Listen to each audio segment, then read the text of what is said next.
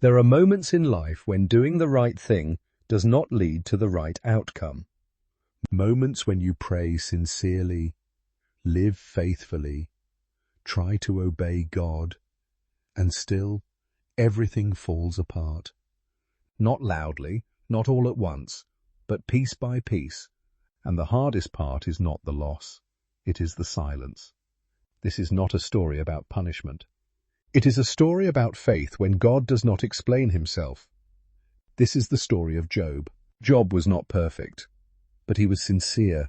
He lived with integrity. He honored God quietly, not for attention, not for reward. And life reflected that faith.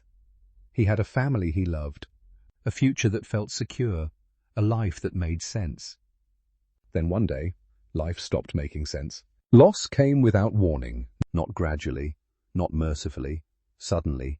News after news, tragedy after tragedy. Everything Job depended on was taken away.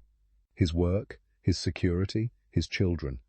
And there was no explanation, no warning, no voice from heaven, only grief. Job did what many of us try to do in pain.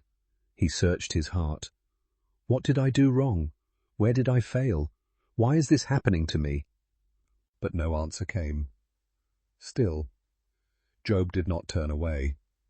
He fell to the ground and whispered words that sound almost impossible. The Lord gave, and the Lord has taken away. Blessed be the name of the Lord, not because he understood, but because he trusted. Then the suffering became personal. His body broke down. Pain settled into his bones. Sleep abandoned him. He sat alone, covered in wounds, scraping his skin as if trying to remove the pain from his soul. Even the closest voice to him could no longer see meaning. "Curse God," his wife said, "and die, not out of hatred, but exhaustion." And still, God said nothing. This is where faith is tested, not in public miracles, not in answered prayers, but in the long nights when heaven feels closed and God feels distant. Job's friends came.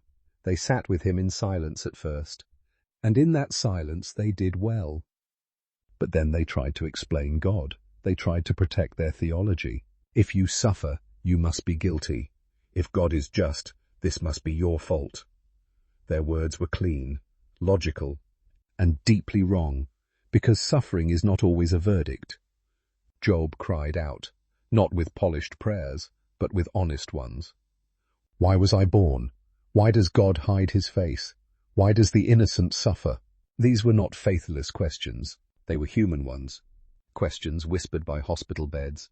Questions spoken at gravesides. Questions carried by people who still believe, but are breaking. For a long time, God remained silent. And that silence taught Job something few ever learn. That faith is not built on explanations, it is built on trust.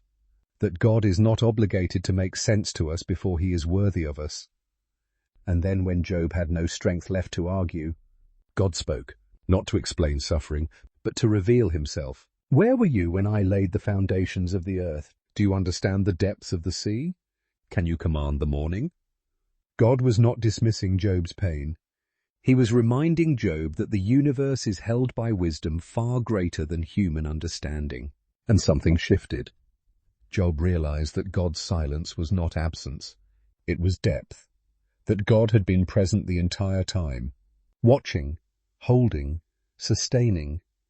Job lowered his voice.